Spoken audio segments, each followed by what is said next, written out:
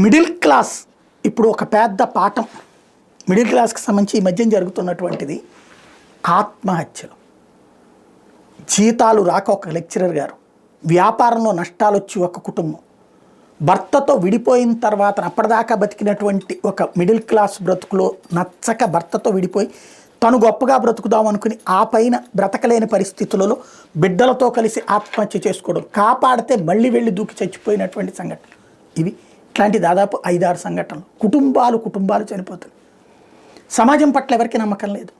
ఇదివరకటి రోజుల్లో తల్లి చనిపోతే ఆ బిడ్డని సమాజం ఆదరిస్తుందని, తల్లి తండ్రి ఇద్దరూ లేకపోతే కనుక అనాథలు కాదు ఎవరో ఒక బంధువులు తీసుకుంటారని ఇదివరకటి రోజుల్లో ఉండే. ఇవాళ రోజున పిల్లలు పుట్టని వాళ్ళు ఆసుపత్రుల చుట్టూ తిరుగుతున్నారు. ఇట్లాగా తల్లి తండ్రి చనిపోయినటువంటి బిడ్డల్ని ఎవరు తీసుకోవట్లేదు. చిన్న వయసులో పాలు తాగే వయసులో అయితే తీసుకునే ప్రయత్నం చేస్తున్నారు. కానీ ఇలా పెద్దవాళ్ళని తీసుకోలేకపోతున్నారు. ఎందుకు?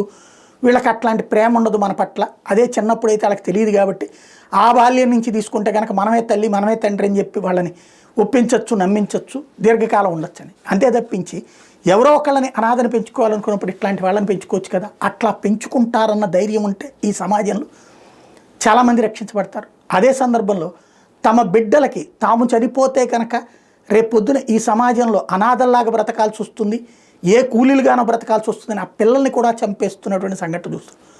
మధ్యతరగతి పేదవాడిగా బ్రతకలేడు, ధనికుడిగా ఎదగలేడు. పేదవాడిగా బ్రతకాలంటేనేమో అవమానకరంగా ఫీల్ అవుతాడు, ధనికుడిగా వెళ్ళడానికి స్తోమత ఉండట్లేదు. క్రమంగా తను నమ్ముకున్నటువంటి వృత్తిలో పోటీలు ఎక్కువ అవుతున్నాయి, ఆదాయం తగ్గిపోతుంది, అదే సమయంలో కష్టాలు పెరుగుతున్నాయి. అప్పటిదాకా అండగా ఉన్నటువంటి బంధువులు, స్నేహితులు అవసరం వచ్చినటువంటి సందర్భంలో ముఖం చాటేస్తారు. దాంతో ఇక మరణాలే శరణ్యమవుతున్నాయి. ఇది తాజా పరిణామం.